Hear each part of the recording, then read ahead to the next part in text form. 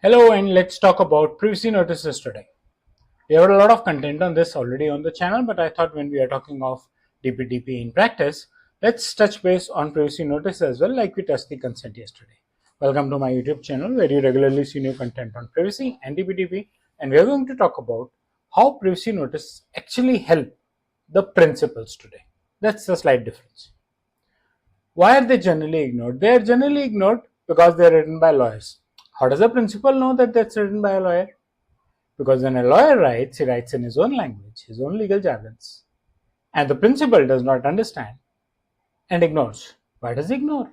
Because he is in a hurry to purchase the things. So he takes the risk, which is not a good thing because it can backfire someday on that fiduciary itself. Too long, too generic, too abstract, no clear messaging, technical jargons, legal jargons. Users don't want to see such long notices until unless they are able to relate them to the reality, which sometimes and in many times being legal does not happen. Notices feel disconnected from the consent and the services. What a privacy notice is meant for? A privacy notice is meant for explaining what will happen to your data. It is meant to set expectations before processing begins. It is meant to give context to consent and lawful basis of processing, right?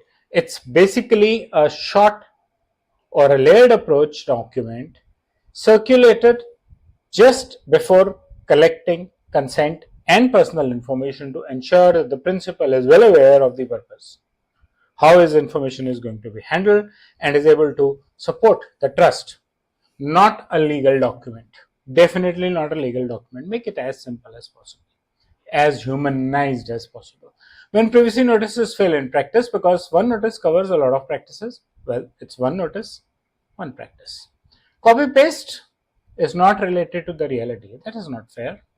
No link to the actual data flows, and there's no distinction between mandatory and optional use of data.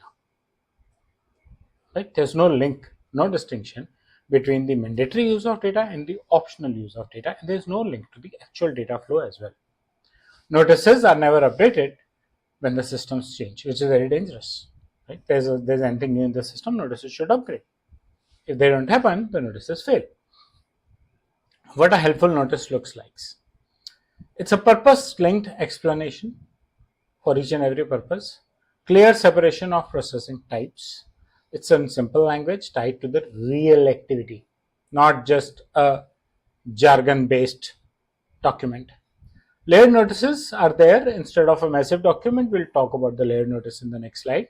And notices are aligned with how systems work, not how lawyers work, how compliance works. No, they are going to feed lawyers and compliance also, but they are supposed to be made to demonstrate how the system works.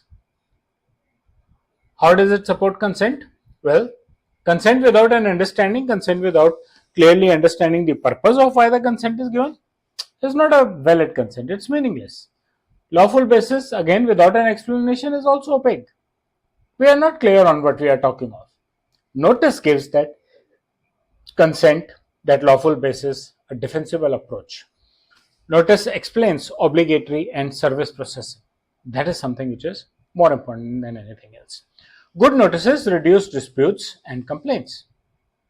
And that is another very, very important aspect. Good notices reduce disputes and complaints. The real DPDP insight about notices, communication tool. Clear? It's there to define and indicate the purpose.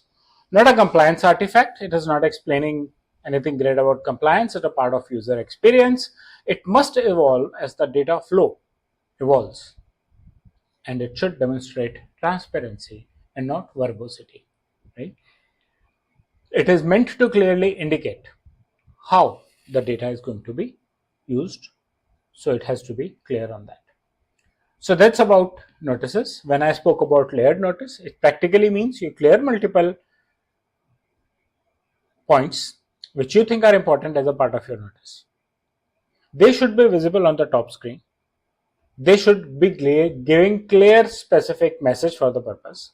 And for any user who wants to get into the details of the notice, can click on that hyperlink and get into the details. All users may not need to go through all the 10 points, right? So they can pick and choose which one they want to use. A lot more discussion about layered notice in the coming video.